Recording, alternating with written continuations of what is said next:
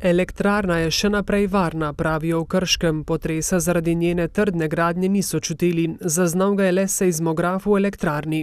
Ko smo izvedli vse, protokole preverjanja stanja opreme, nismo odkrili ničesar, kar bi motilo nadaljnje stabilno obratovanje jedrske elektrarne Krško. Elektrarna se ob potresu ne zaustavi samodejno, imajo pa seizmično tehnologijo alarmiranja v primeru kakšnih poškodb, je pojasnil Rožman.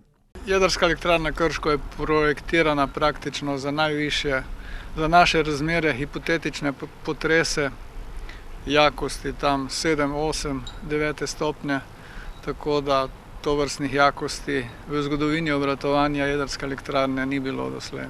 Zaradi koronavirusa posebej skrbno izvajajo zaščitne ukrepe, saj imajo objekt posebnega pomena. Zaposleni s Hrvaške v času trajanja izmene ostajajo na območju Krškega, je povedal Rožman.